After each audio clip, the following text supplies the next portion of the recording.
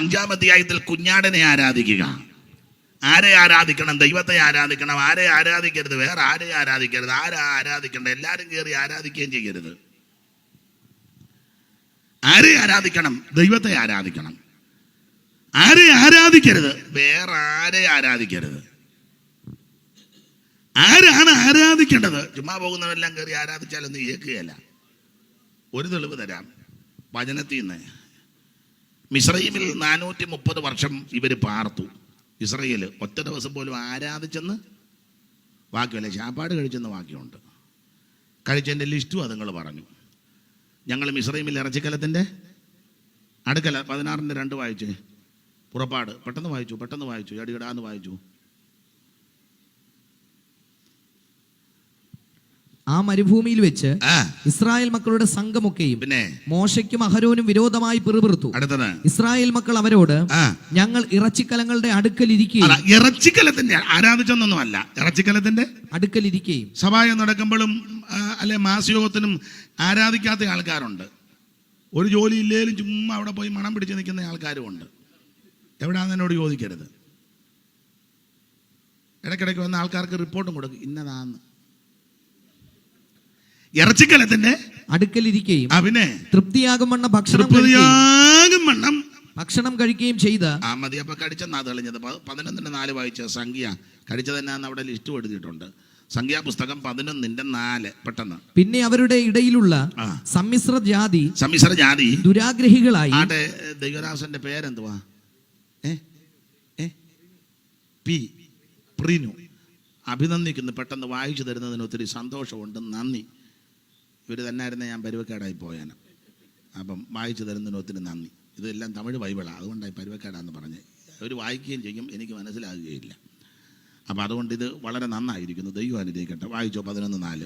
സമ്മിശ്രജാതി പിന്നെ അവരുടെ ഇടയിലുള്ള സമ്മിശ്രജാതി മുഴുവൻ ദുരാഗ്രഹികളായി ഇസ്രായേൽ മക്കളും വീണ്ടും കരഞ്ഞുകൊണ്ട്, ഞങ്ങൾക്ക് തിന്മാൻ ഇറച്ചി ആര് തരും? ഞങ്ങൾ മിസ്രയീമിൽ വെച്ച് വില കൂടാതെ തിന്നിട്ടുള്ള ലിസ്റ്റ്: മത്സ്യം, വെള്ളരിക്ക, മത്തങ്ങ, ഉള്ളി, ചുവന്നുള്ളി, ചുറ്റുള്ളി എന്നിവ ഞങ്ങൾ ഓർക്കുന്നു. ഉള്ളി തന്നെ ഏതൊക്കെ ടൈപ്പാ? ഉള്ളി, ചുവന്നുള്ളി, ചിറ്റുള്ളി എന്ന് പറഞ്ഞ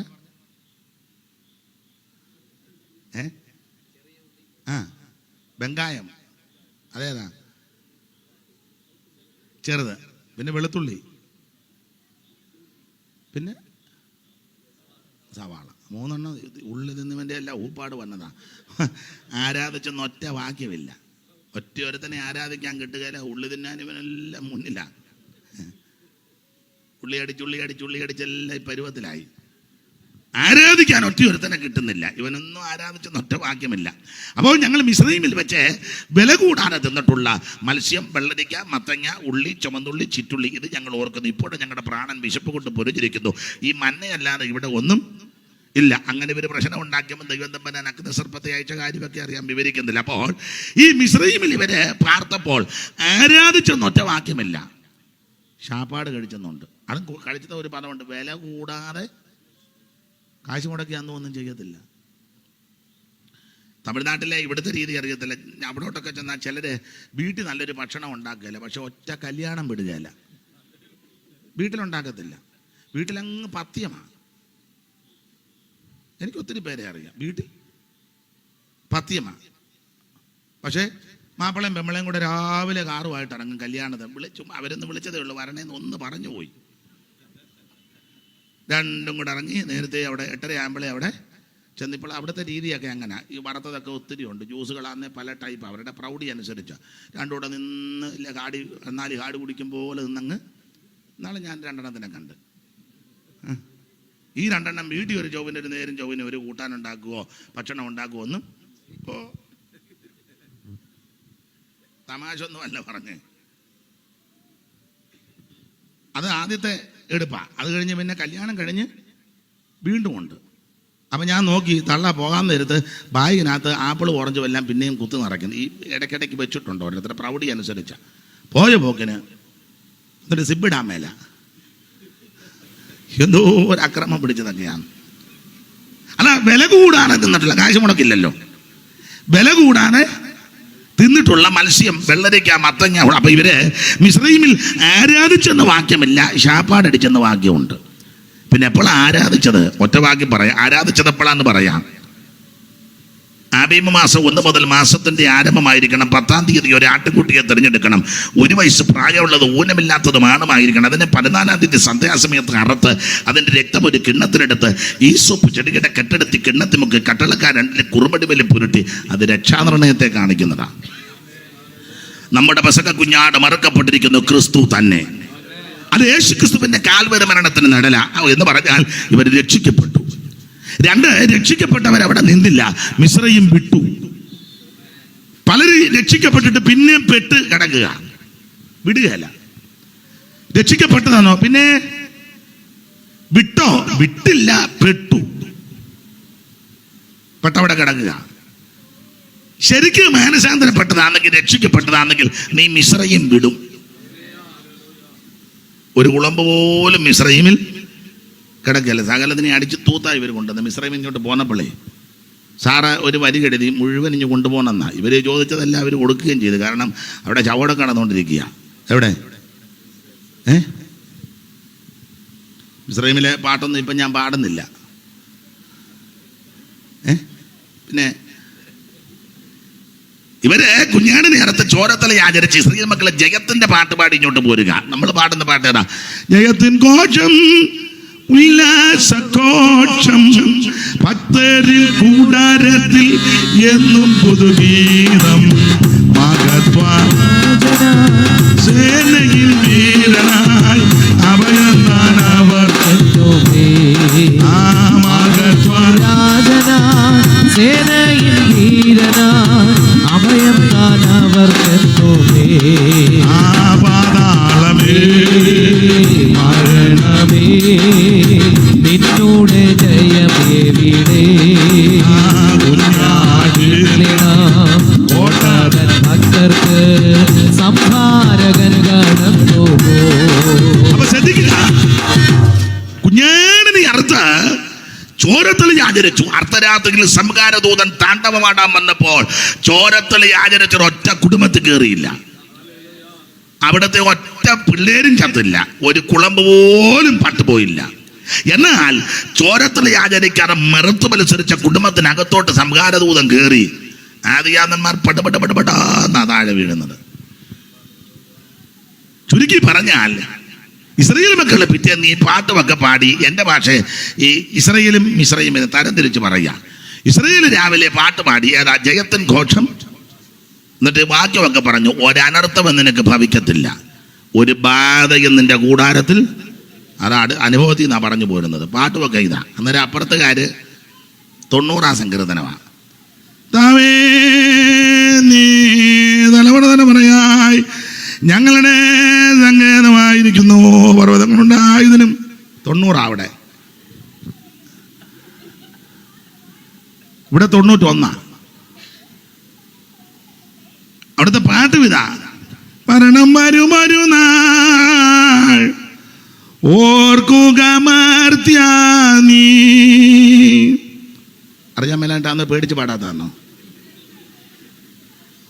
മരണം വരുമൊരു നാൾ ഓർക്കുക മർത്യാ നീ, കൂടെ പോരും നിൻ ജീവിത ചെയ്തികളും സൽകൃത്യങ്ങൾ ചെയ്യുക നീ അലസത കൂടാതെ. തവേ നീ തലമുറയായി ഞങ്ങളുടെ. ഇതാണ് അവിടെ. അപ്പൊ ഇവിടെ ഏതാണെന്നറിയാമോ? ചോരത്തിൽ ആചരിച്ചവരുടെ അവര് 91. അത്യുന്നതന്റെ മറവിൽ വസിക്കുകയും സർവശക്തന്റെ നിഴലും കീഴി പാർക്കുകയും ചെയ്യുന്നവൻ. അതാ ഇവിടെ. സ്തോത്രം. അപ്പൊ ഈ അടക്കം നടക്കുന്നത് കൊണ്ട്, കാരണം അടക്കാൻ വലിയ വലിയ പുള്ളിക്കാരൊക്കെയാണ് വരുന്നത്. പറവോൻ വരെ മരിച്ചിരിക്കുക. പറവോന്റെ വീട്ടിൽ തന്നെ പിന്നെ വെടിമരണങ്ങൾ, പറവോ സ്ഥാനപ്പേരാ, അവിടെ എല്ലാം മരണം നടന്നിരിക്കുക. അപ്പൊ അവിടുത്തുകാരെ അടക്കാൻ മെയിൻ ആള് വരണം. മെയിൻ ആള് വന്നാലേ അവിടുത്തുകാരെ അടങ്ങൂ. അപ്പൊ അതുകൊണ്ട് ഇവർ അടക്കത്തിന്റെ ഈ വെപ്രാളവും പരവേശം കാരണം ചോദിച്ചതെല്ലാം ഇതുങ്ങൾ കൊടുത്തു. വല്ല ചാതി പൊക്കോട്ടെന്ന് ഓർത്തു. അപ്പൊ ഈ മിസ്രയീമിന് അടക്കത്തിനുള്ള ക്രമീകരണമാണ്. നിരണൻ രാജനെയൊക്കെ വിളിച്ച് പന്തലുമൊക്കെ ഇട്ട് കറുത്ത ഇതെല്ലാം നോക്കി സ്തോത്രം, വലിയ പ്രശ്നങ്ങളാണ്. ചുരുക്കി പറഞ്ഞാൽ അപ്പൊ ഇസ്രായേൽ മക്കള് ജയത്തിന്റെ പാട്ട് പാടി ഇവര് ദൈവത്തെ മഹത്വപ്പെടുത്തുകയാ. അവിടെ അടക്കം നടക്കുക. വായിച്ചേ 33-ാം അധ്യായത്തിന്റെ 1-2 വായിച്ചേ. സംഖ്യാപുസ്തകം 33-ാം അധ്യായത്തിന്റെ 1-2 പെട്ടെന്ന് വായിരും. മോശയുടെയും അഹരോന്റെയും കൈക്കീഴിൽ ഗണം ഗണമായി മിസ്രയീം ദേശത്ത് നിന്ന് പുറപ്പെട്ട ഇസ്രായേൽ മക്കളുടെ പ്രയാണങ്ങളാവിത്. ഇസ്രായേൽ മക്കളുടെ പ്രയാണങ്ങളാവിത്. അടുത്തത് മോശ യഹോവയുടെ കൽപ്പന പ്രകാരം അവരുടെ പ്രയാണക്രമത്തിൽ അവരുടെ താവളങ്ങൾ എഴുതി വെച്ചു. അടുത്തത് താവളം താവളമായി അവർ ചെയ്ത പ്രയാണങ്ങളാവിത്. 1-ാം മാസം 15-ാം തീയതി അവർ രമസേസിൽ നിന്ന് പുറപ്പെട്ടു. ഇവർ 15-ാം തീയതി പുറപ്പെട്ടു. 14-ാം തീയതി ചോരത്തിലെ യാതൊരു ചോരത്ത് വാക്യം. മിസ്രൈമ്യരോ യഹോവ തങ്ങളുടെ ഇടയിൽ സംഹരിച്ച കടിഞ്ഞൂലുകളെയെല്ലാം കുഴിച്ചിടുകയായിരുന്നു. അവിടെ ശവോടക്ക് നടന്നുകൊണ്ടിരിക്കുക. ഇവിടെ ജയത്തിന്റെ പാട്ട്. ചുരുക്കി പറഞ്ഞാൽ ആ ഭാഗം അധികം വിവരിക്കുന്നില്ല. ഇവർ ഒടുവിൽ ചെങ്കടൽ കടന്നു. ചെങ്കടൽ കടന്ന് അക്കരെ കയറിയപ്പോൾ പുറപ്പാട് പുസ്തകം 15-ാം അധ്യായത്തിന്റെ 1 മുതൽ 15-ന്റെ 19 വരെ സഹോദരന്മാര് പാട്ടുപാടി. 20-ാമത്തെ വാക്യത്തിൽ മിരിയാം കയ്യിൽ തപ്പെടുത്ത് നൃത്തം ചെയ്ത് പാട്ടുപാടി. ചുരുക്കി പറഞ്ഞാൽ ദൈവത്തെ ആരാധിച്ചു. എപ്പോഴാണെന്നറിയാമോ? ചെങ്കടൽ കടന്നപ്പോഴാണ് ദൈവത്തെ ആരാധിച്ച്. അപ്പൊ ഞാൻ ആ പറഞ്ഞ പോയിന്റ് വരെ, ആരെ ആരാധിക്കണം? ദൈവത്തെ ആരാധിക്കണം. ആരെ ആരാധിക്കരുത്? വേറെ ആരെ ആരാധിക്കരുത്. ആരാണ് ആരാധിക്കേണ്ടത്? ഒറ്റ വാക്ക് പറഞ്ഞ, രക്ഷിക്കപ്പെട്ട് സ്നാനപ്പെട്ട് മറുകര കയറിയവര് വേണം ദൈവത്തെ ആരാധിക്കാൻ. ആരാധനയിൽ ദൈവം പ്രസാദിക്കും. അപ്പോൾ 4-5 അധ്യായം വെളിപ്പാട് പുസ്തകം സ്വർഗത്തിലെ ആരാധനയാ. 6-ാം അധ്യായം മുദ്ര പൊട്ടിക്കുന്ന വിഷയമാണ്. 7 മുദ്രയുണ്ട്. അതിൽ 6-ാമത്തെ അധ്യായത്തിൽ 6 മുദ്ര പൊട്ടിക്കുന്നു. 7-ാം അധ്യായത്തിൽ 144,000 പേർക്ക് മുദ്ര കിടുന്നു.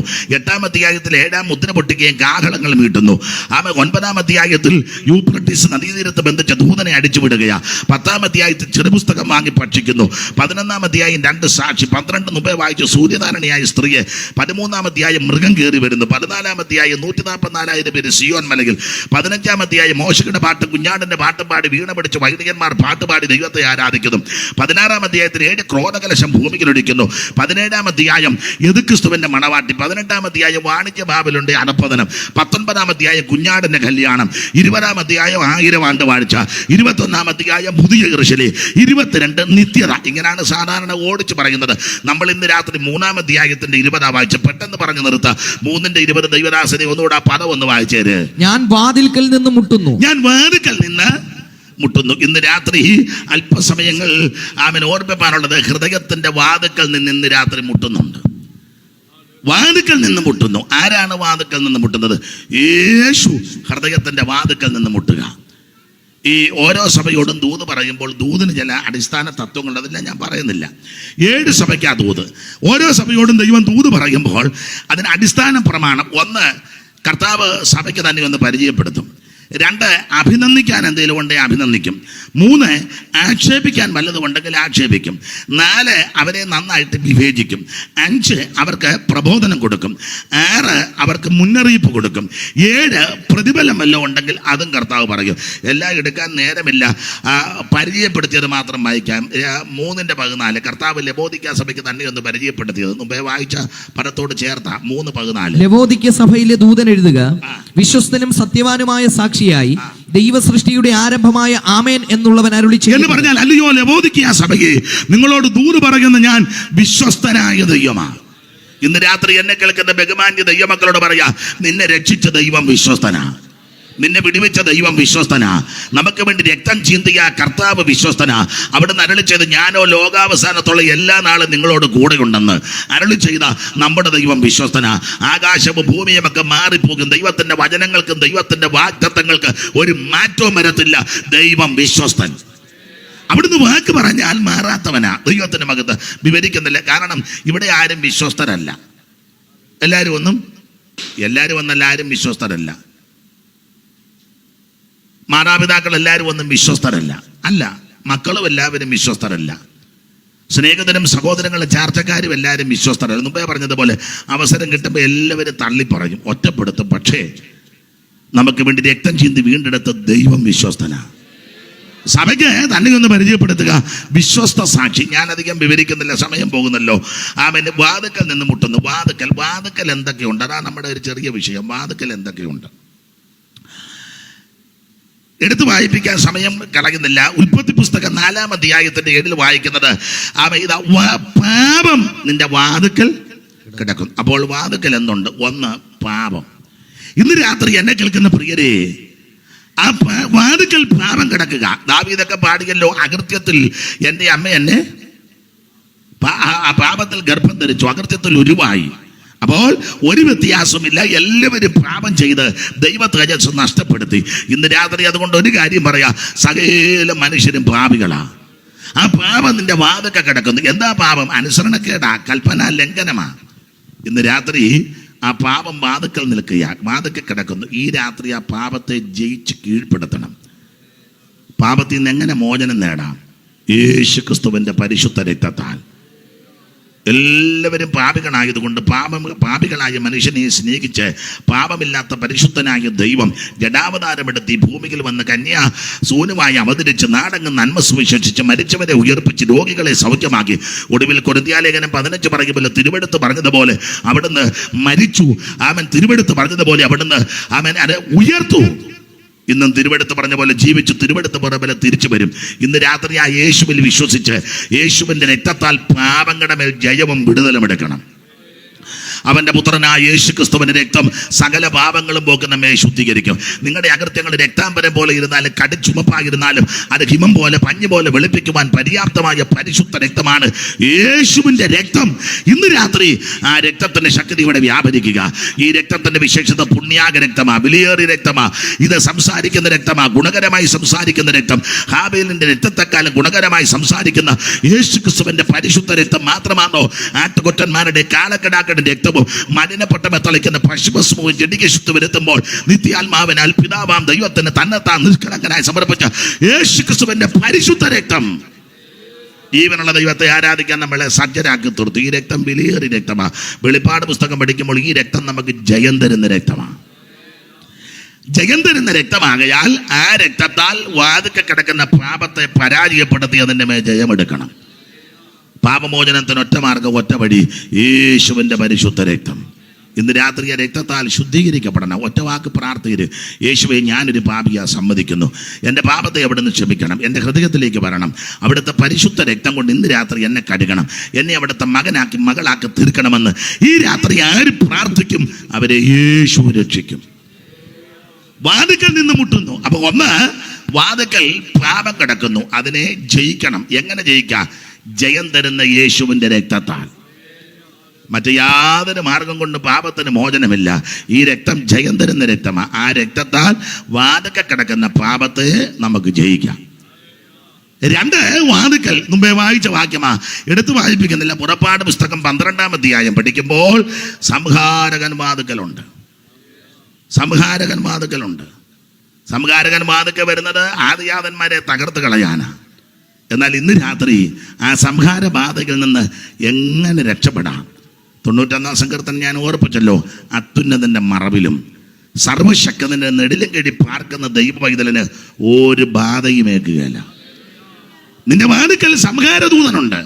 ആ സംഹാരദൂതൻ നിന്ന് രക്ഷപ്പെടാൻ ചെയ്യേണ്ട കാര്യം അവിടെ എഴുതിയിട്ടുണ്ട്. അന്ന് രാത്രി ആരും വീടിന് പുറത്തിറങ്ങരുത്. അങ്ങനെ ആ രാത്രി വീട്ടിന് എന്ന് പറഞ്ഞാൽ വാതുക്കൽ സംഹാരദൂതനുണ്ട്. അതിന് രക്ഷപ്പെടാൻ വീടിന് വെളിയിൽ ഇറങ്ങരുത്. പുതിയ നിയമത്തിലേക്ക് വരുമ്പോൾ ഈ വീട് സഭയാകുന്ന വീടാണ്. ഇത് വിട്ടേച്ച് വെളിയിൽ പോകരുത്. ദൈവസഭയ്ക്ക് പുറത്ത് നീ പോകരുത്. തൂത്തിന്റെ പുസ്തകമൊക്കെ എടുത്ത് വ്യാഖ്യാനിക്കുന്നുണ്ട്. മകളെ, ആമേൻ, സ്വത്ത് ഇവിടെ പെറുകിക്കോ, ഇവിടെ ആവശ്യം പോലെ ഉണ്ട് കേട്ടോ, ഇവിടെ ഉണ്ട്. ഭാഗ്യവശാൽ ആ രൂത്ത് ബോവസിന്റെ വയലിൽ ചെന്നത്. ഈ വീട് വിട്ട്, ഈ വയൽ വിട്ട് വേറെങ്ങും പോകരുതെന്ന്. ഭർത്താക്കന്മാര് എല്ലാവരും മരിച്ചു. അമ്മയുടെ ഭർത്താവും മരിച്ചു, മരുമക്കളുടെ ഭർത്താക്കന്മാർ, അമ്മയുടെ ആമ്പിള്ളേരും മരിച്ചു. അമ്മയും 2 മരുമക്കളും പിള്ളേരോട് പറഞ്ഞു നിങ്ങളുടെ വീട്ടിൽ പോകാൻ. ഓർപ്പ ഓടി വന്ന് കെട്ടിപ്പിടിച്ച് അമ്മയ്ക്ക് ഒരു ഉമ്മയൊക്കെ കൊടുത്തു. കണ്ടാൽ തോന്നും അമ്മയോട് പോകാനുള്ള പോക്കിന് കൊടുത്തു ഉമ്മയാ. രൂത്ത് ഉമ്മ വെക്കാനൊന്നും ഇല്ലെങ്കിൽ രൂത്ത് അമ്മയോട് പറഞ്ഞു, പിന്നെ നിന്റെ ദൈവം എൻ്റെ ദൈവം, നിന്റെ ജനം എൻ്റെ ജനം, നീ പോകുന്നിടത്ത് ഞാനും വരും. പിന്നെ എൻ്റെ ഭാഷയാ, തള്ള ഇടയ്ക്കിടയ്ക്ക് പോകുന്നതെന്ന് ചോദിക്കരുത്, മരണത്താലല്ലാതെ. യഹോവ ഭക്തന് ദൃഢധൈര്യം ഉണ്ട്, അവൻ്റെ മക്കൾക്കും ശരണം ഉണ്ടാകുമെന്ന. അങ്ങനെ രണ്ടുപേരും കൂടെ നടന്ന് ബേത്ലഹേമിലെത്തി. ആരാ? രൂത്തും നവോമി.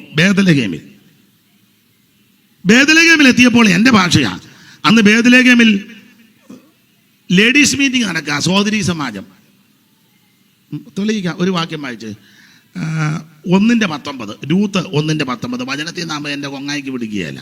അങ്ങനെ അവർ രണ്ടുപേരും അതാ നവോമിയും രൂത്തും, അതാ രണ്ടുപേരും ബെത്ലഹേം വരെ നടന്നു.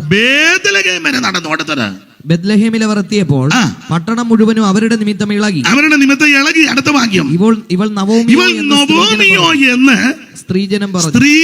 അതാ ഞാൻ പറഞ്ഞ ലേഡീസ് മീറ്റിംഗ് ആയിരുന്നെന്ന്. രണ്ടുപേരും കൂടെ ബേത്ലഹേമിൽ വന്നപ്പോൾ അന്ന് സഹോദരീ സമാജം, പട്ടണം ഇളകി. ഇവൾ നവോമിയോ എന്ന് സ്ത്രീജനം പറഞ്ഞു. അപ്പൊ അവള് പറഞ്ഞു, നവോമി എന്നൊന്നും വിളിക്കണ്ട, എന്നെ മാറാ. ഭാഗം ഒന്നും ഞാൻ വിവരിക്കുന്നില്ല. ചുരുക്കി പറഞ്ഞാൽ, എന്തിനേറെ രൂത്ത് പെറുക്കാൻ പോയി. ഭാഗ്യവശാൽ ബോവസിന്റെ വയലിൽ ബോവസ് അവളെ കണ്ടു, ഇഷ്ടപ്പെട്ടു, തിരിച്ചറിഞ്ഞു. കറ്റയുടെ ഇടയിൽ കതിര് വലിച്ചിട്ട് കൊടുത്തു, കോരി വെച്ച വെള്ളം കൊടുത്തു, ചാറ്റിൽ മുക്കാൻ പറഞ്ഞു. പിന്നെ രാത്രിയിൽ കളത്തിൽ ചെന്നു, അവൻ്റെ കാൽക്കീഴ് പോയി കിടന്നു. അവൾ തിരിച്ചറിഞ്ഞു. ചുരുക്കി പറഞ്ഞാൽ, രൂത്തിനെ ബോവസ് വിവാഹം കഴിച്ചു. സ്തോത്രം. ഈ വയല് വിട്ട് പോകരുത്. ഭാഗ്യവശാല പാടാന് വൈകുന്ന ഒരു വരി പാടാം.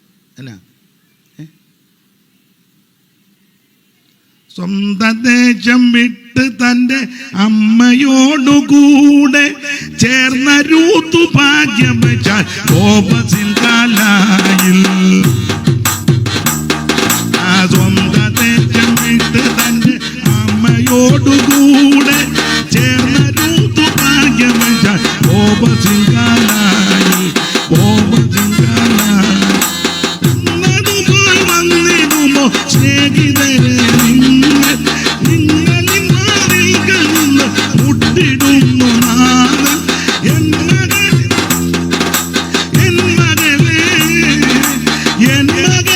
വാതിൽ നീ തുറന്നിടുമോ ഇന്ന്. നാഥനു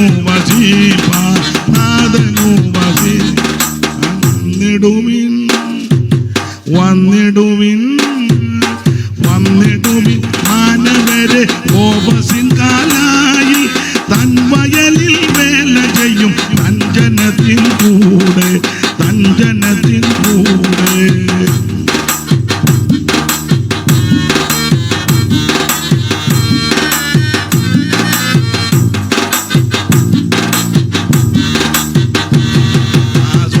ദേശം വിട്ട് തൻ്റെ അമ്മയോടുകൂടെ ചേർന്ന രൂത്തു ഭാഗ്യം വെച്ച ബോവസിൻ കാലായിൽ.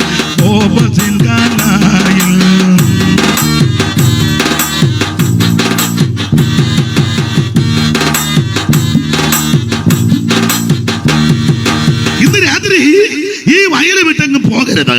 ശ്രദ്ധിക്കുക. ഒന്ന്, പാപം നിന്റെ വാതിൽക്കൽ കിടക്കുന്നു, നീ അതിനെ ജയിക്കണം. എങ്ങനെ ജയിക്കാം? ജയം തരുന്ന യേശുക്രിസ്തുവിന്റെ രക്തത്താൽ. 2, സംഹാരദൂതൻ വാതിൽക്കൽ നിൽപ്പുണ്ട്. എങ്ങനെ രക്ഷപ്പെടാന്നറിയോ? ഈ വീടിന് വെളിയിലിറങ്ങരുത്. ഇത് ദൈവസഭയാകുന്ന വീടാ. ഇതിനകത്ത് എനിക്ക് നിങ്ങൾക്ക് ആവശ്യമുള്ളതെല്ലാം ഉണ്ട്. വേറെ എങ്ങും പോകണ്ട. കോഴിക്കോട്ടും പോകണ്ട, പുത്തരിക്കണ്ടം മൈതാനത്തും പോകണ്ട, കോട്ടയത്തും പോകണ്ട, കോടിമതയിലും പോകണ്ട, പുനലൂരും പോകണ്ട, കൊട്ടാരക്കരയിലും പോകണ്ട. എല്ലാം ഇതിനകത്ത് എന്നൊക്കെയുണ്ട്. 14-26 വായിര് ഈ വീട്ടിൽ എന്തൊക്കെയുണ്ടെന്ന്. കൊരിന്ത്യർക്ക് എഴുതിയ 1-ാം ലേഖനം 14-ാം അധ്യായത്തിന്റെ 26. ഇവിടെ എന്തൊക്കെയുണ്ട്? ഈ വീട്ടിൽ നിന്നിനാ വെറുതെ വെളിയിൽ പോകുന്നത്? ആകയാൽ എന്ത് സഹോദരന്മാരെ, നിങ്ങൾ കൂടി വരുമ്പോൾ, നിങ്ങൾ ഈ വീട്ടിൽ വരുമ്പോഴേ, ദൈവസഭ ഒരു ഭവനമാ, വീടാ. കൂടി വരുമ്പോൾ ഓരോരുത്തന് സങ്കീർത്തനമുണ്ട്. ഇവിടെ ഉണ്ടെന്ന്. പിന്നെ എന്തിനാ ഇതിന് വെളിയിൽ പോകുന്നേ? പിന്നെ ഉപദേശമുണ്ട്, അതുകൊണ്ട് ഇവിടെ വെളിപ്പാടുണ്ട്. വെളിവുകേടില്ലെന്നേ ഉള്ളൂ. വെളിപ്പാടുണ്ട്, പിന്നെ ഭാഷയുണ്ട് ഇല്ലെന്ന് ചിലര് പറയുന്നു. ഇവിടെ ഉണ്ട്. പിന്നെ വ്യാഖ്യാനമുണ്ട്, അതുകൊണ്ട് പിന്നെ സകലവും ആത്മീക വർധന. അപ്പൊ ഈ വീട് വിട്ടെങ്ങും പോകരുത്. ഇവിടെ സങ്കീർത്തനമുണ്ട്, ഉപദേശമുണ്ട്, വെളിപ്പാടുണ്ട്, അന്യഭാഷയുണ്ട്. പിന്നെന്തിനാ വേറൊരു വീട്ടിൽ പോകുന്ന? എല്ലാം ഇവിടെ ഉണ്ട്. ഈ വീട് വിട്ട് വെളിയിലിറങ്ങരുത്. വീടിന് പുറത്തിറങ്ങിയാൽ സംഹാരകൻ നിന്നെ തൊടും. വാതുക്കൽ സംഹാരദൂതൻ നിപ്പുണ്ട്. ദൈവത്തിന് മഹത്വം. എല്ലാ വാക്യങ്ങളും എടുപ്പിക്കുന്നില്ല എങ്കിൽ ഇത്രയും സമയം നിങ്ങൾ സഹകരിച്ചതിന് ഒത്തിരി നന്ദി. ഇനി അങ്ങ് പറഞ്ഞു വിട്ടേക്കാം, സമയം പോയത് കൊണ്ടാണ്. സമയം വാച്ച് പിടിച്ചോ, അല്ലെ വാച്ചിരിക്കുമ്പോൾ പിന്നെ ഞാൻ വല്ലതും പറയും. ബൈബിളും പിടിച്ചോ, അല്ലെ പിന്നെ പറയും അതവിടെ ഇരിക്കുന്നവിടെ പുള്ളി ഇളക്കം കയറിയെന്ന് പറയും. അതുകൊണ്ട് നിർത്തുക. വാതുക്കൽ നിന്ന് മുട്ടുന്ന ഒന്ന്, വാതുക്കൽ പാപം എങ്ങനെ ജയിക്കാം? യേശുവിന്റെ രക്തത്താൽ. രണ്ട്, വാതുക്കൽ സംഹാരദൂതൻ നിൽക്കുന്നു, എങ്ങനെ രക്ഷപ്പെടാം? വീടിന് പുറത്തിറങ്ങരുത്. ചോരത്തല ആചരിച്ച വീടാ, ഇതിനകത്ത് നിന്നോണം. മൂന്ന്, വാതുക്കൽ യാക്കോബിന്റെ ലേഖനമാ. അയ്യോ, വാതുക്കൽ ന്യായാധിപതി നിൽക്കുന്നു. 5:9 തോന്നുന്നു. ഒന്ന് വായിച്ചേ മോനെ. 5:9 ആണോ?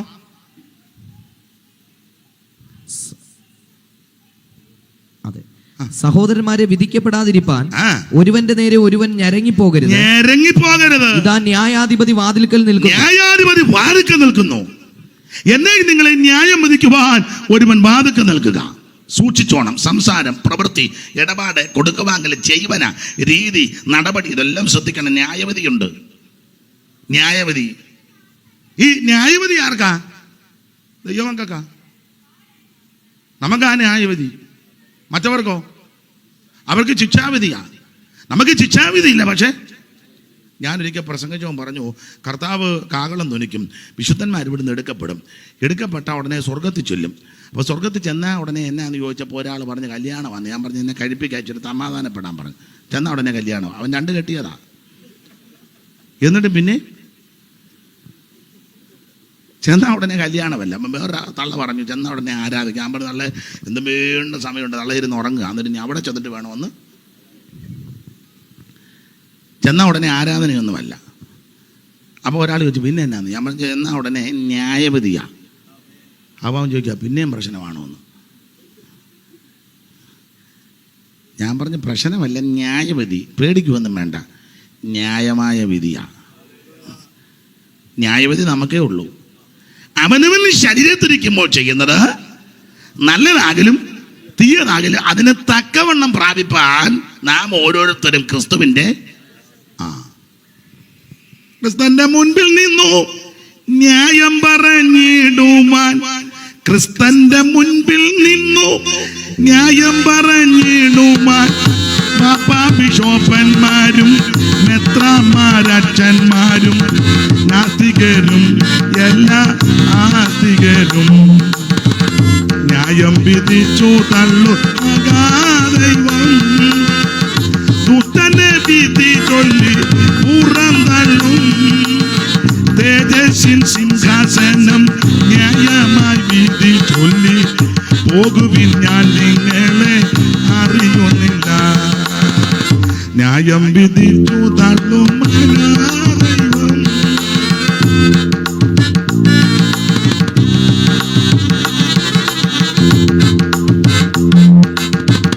യവനായ കൂട്ടങ്ങളും കത്തോലിക്കരുമെല്ലാം, യവനായ കൂട്ടങ്ങളും കത്തോലിക്കരുമെല്ലാം, യാക്കോബ്യർ മർത്തോമ്യരും പ്രൊട്ടസ്റ്റു സംഘങ്ങളും തേജസ്സിൻ സിംഹാസനെ നിന്നിടും നേരം.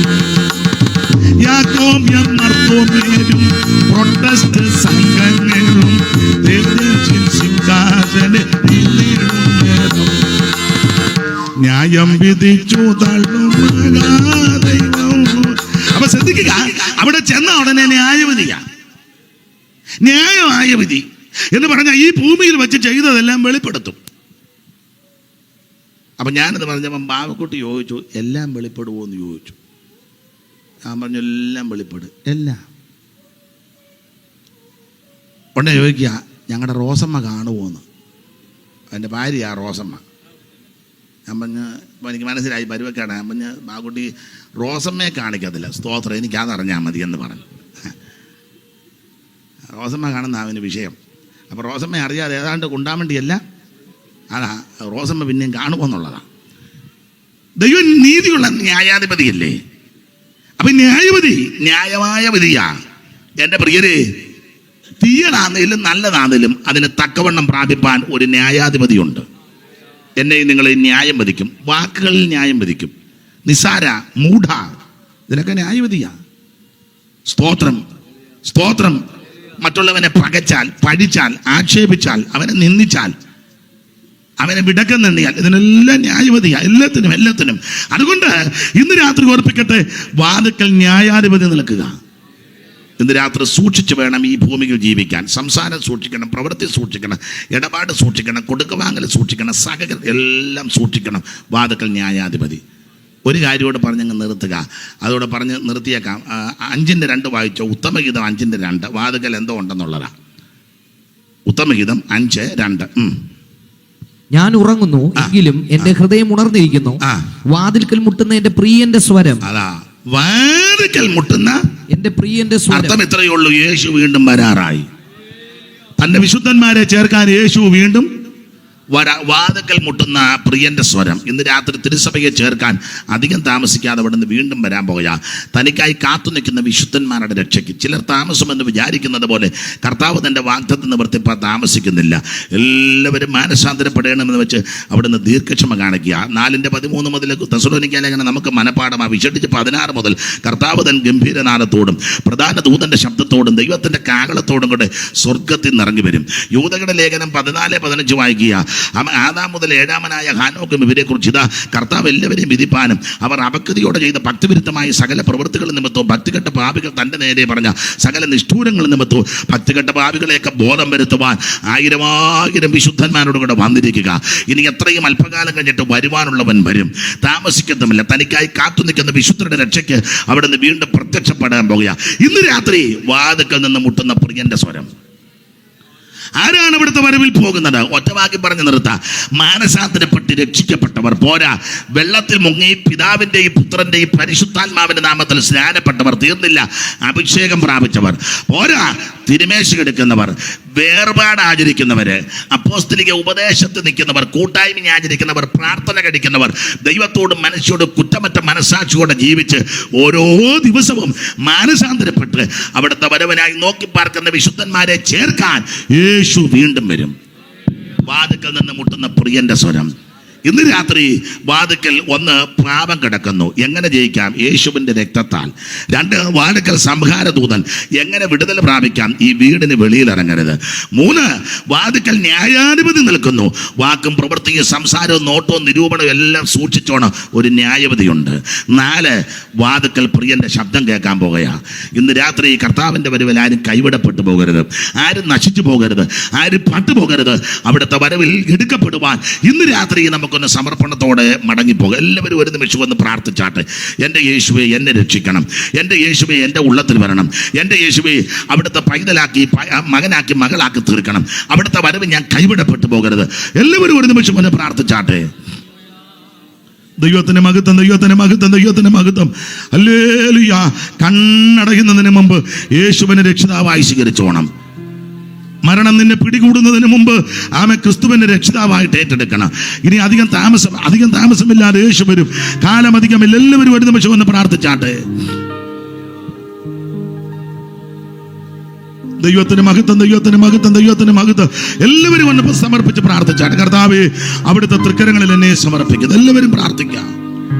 ദൈവത്തിന് മഹത്വം, ദൈവത്തിന് മഹത്വം, ദൈവത്തിന് മഹത്വം, ദൈവത്തിന് മഹത്വം.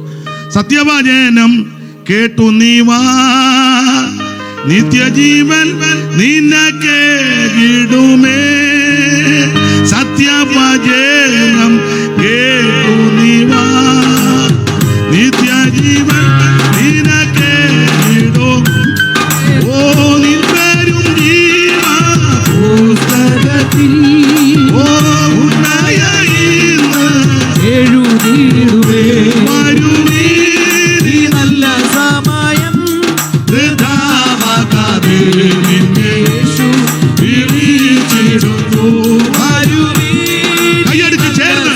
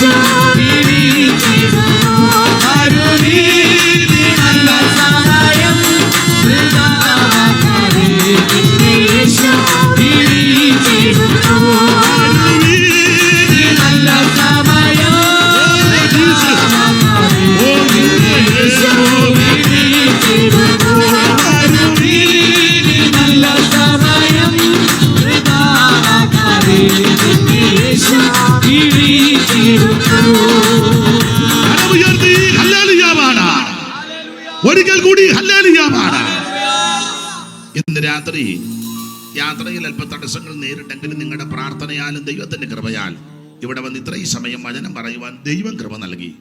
ഇതുവരെ എന്നെ കേട്ടിരുന്ന ബഹുമാനരായ എല്ലാ പിതാക്കന്മാർ, മാതാക്കൾ, കുഞ്ഞുങ്ങൾ, സഹോദരി സഹോദരന്മാർ, വിശേഷിച്ച് ബഹുമാനരായ കർത്തൃദാസന്മാർ, എനിക്ക് വളരെ സന്തോഷം. കർത്തൃദാസിയുമായിട്ട് ഒന്നിച്ച് ശുശ്രൂഷ ഇന്ന് ചെയ്യുവാനിടയായി. പാടി സഹായിച്ചതിന് ഒത്തിരി നന്ദി. ഇങ്ങനൊരു അവസരം ലഭിച്ചതിലും ദൈവത്തിന് മഹത്വം. തന്നെയല്ല, നിങ്ങൾ നന്നായിട്ടത് കൈകാര്യം ചെയ്ത് വളരെ സന്തോഷം. വളരെ നന്നായിരിക്കുന്നു. ഞാനിന്ന് പാടുന്നില്ലെന്ന് ഓർത്തിരുന്നതാണ്, എന്നാലും ദൈവം സഹായിച്ചു.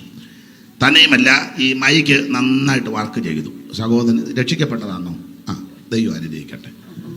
ഇത് മിക്കടുത്ത് ഇതെല്ലാം ചെയ്ത അവസാനം പിന്നെ പരുവക്കേടി പോകരുത്, അതിനായി ചോദിക്കുന്നത്. ദൈവം നന്നായിട്ട് വർക്ക് ചെയ്തു. വിളിക്കുകയാണെങ്കിൽ ഇങ്ങനെയുള്ളവരൊക്കെ ഇനിയും വിളിക്കുമ്പോഴും പുള്ളിയെ വിളിക്കാവുള്ളൂ. എന്നെ വിളിക്കുന്നുണ്ടെങ്കിൽ കർത്താവിന് മഹത്വം. വളരെ നന്നായിരിക്കുന്നു. ദേശവാസികൾ എല്ലാവരും ദൈവം അനുഗ്രഹിക്കട്ടെ. ആരും കൈവിടപ്പെട്ടു പോകരുത്. കർത്താവിൻ്റെ വരവിൽ കാണണം. ദൈവം അതിന് കൃപ നൽകട്ടെ. യാത്രയും ശുശ്രൂഷകളും ഓർത്ത് നിങ്ങൾ പ്രാർത്ഥിക്കണം. ദൈവത്തിൻ്റെ കൃപ കൊണ്ടും അനേക ദൈവമക്കളുടെ പ്രാർത്ഥന കൊണ്ടാണ് ഞാൻ ഇതുവരെ നിൽക്കുന്നത്. ഇനിയും നിങ്ങളുടെ എല്ലാം വിലപ്പെട്ട പ്രാർത്ഥന അപേക്ഷിക്കുന്നു. ഈ ശുശ്രൂഷയ്ക്ക് എന്നെ ബിജു പാസ്റ്റർ ഏതാ? ഇതാണ്. ഒന്നും ഫോണിൽ കൂടെ സംസാരിച്ചതേ ഉള്ളൂ. ക്ഷണിച്ചതിന് നന്ദി. എല്ലാ കർത്തദാസന്മാർക്കും നന്ദി. അവിടെ വാതുക്കൊരു അപ്പച്ചന് അതാരാ? ഫൗണ്ടറാ? ബഹുമാനപ്പെട്ട കർത്തദാസൻ. ഇതിപ്പോൾ കണ്ടപ്പോൾ എനിക്ക് തോന്നി, ഒന്നും മിണ്ടിയില്ല ഞാൻ. മാന്യ കർത്തദാസന് നന്ദി. ദൈവം നിങ്ങളെല്ലാവരെയും അനുഗ്രഹിക്കുമാറാകട്ടെ. Thank you.